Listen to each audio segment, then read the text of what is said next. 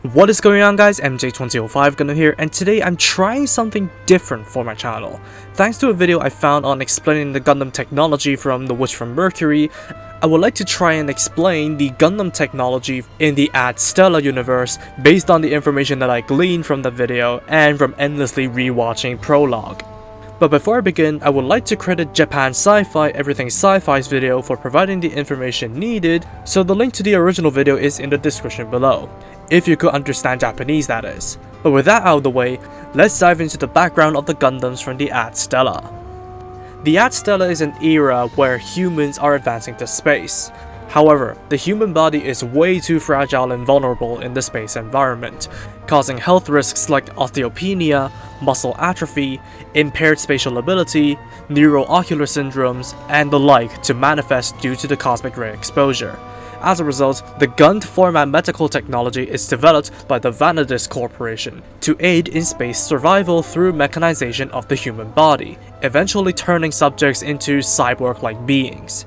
However, after the Vanadis Corporation was bought by the Ox-Earth Corporation, it was then weaponized for military use, and as a result, developing the GUND format mobile suits, GUND arms, also known as the Gundams. With both elements, a PMET link can be established between the Gundam and the pilot with the GUND body parts. However, due to the physical strain caused by the data storm during the PMET link that has the potential to damage the pilot's bodies or outright kill the pilot, they are considered dangerous weapons. Which brings us to the life-threatening technology, the PMET Score system.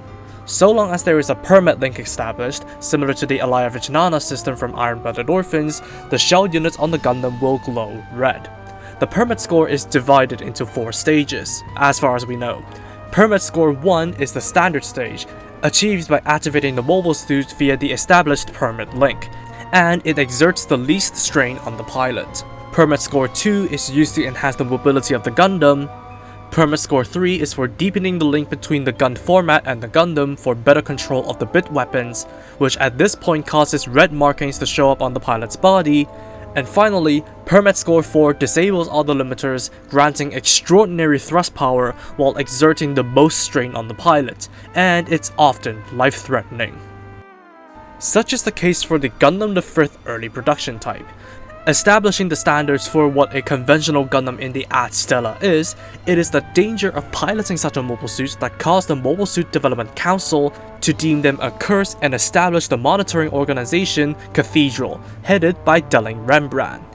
Armed with a long barrel rifle that can take out a mass production mobile suit like the Grassley House's Hydra with one shot, and 20 GUND bits housed in the rear-mounted launchers that can be launched out as remote sticky bombs, the early production Lfrith is an enlarged extension of the human body with weapons it can control via magic, quote-unquote, perhaps rightfully earning itself and all the other Gundams the title of Witch.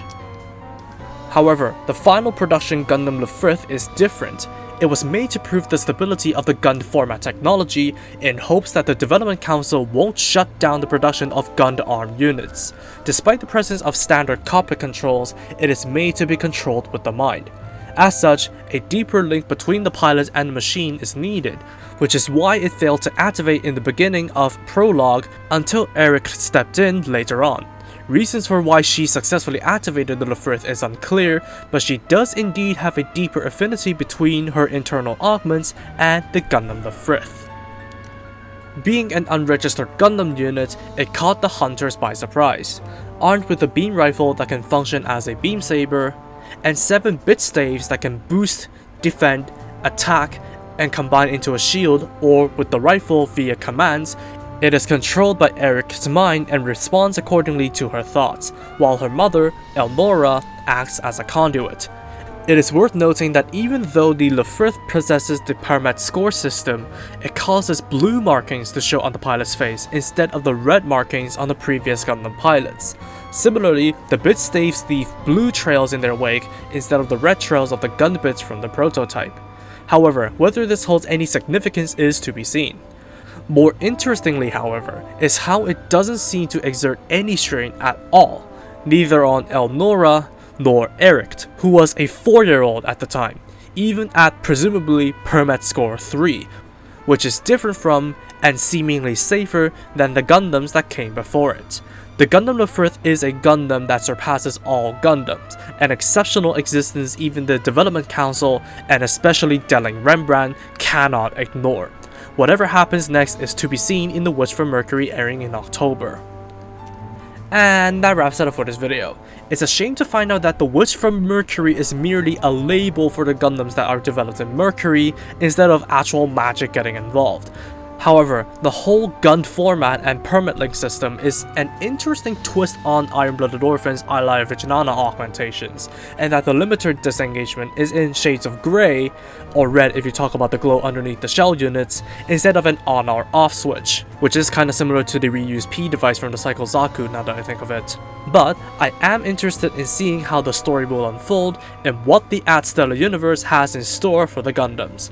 I'm looking forward to seeing the proper series, but for now, thank you all so much for watching. Drop a like and comment if you did enjoy the video, subscribe for more content like this, and feel free to follow me on social media with the links down below. That said, take it easy, stay safe, and I'll see you in the next video. Peace out guys. Bye bye.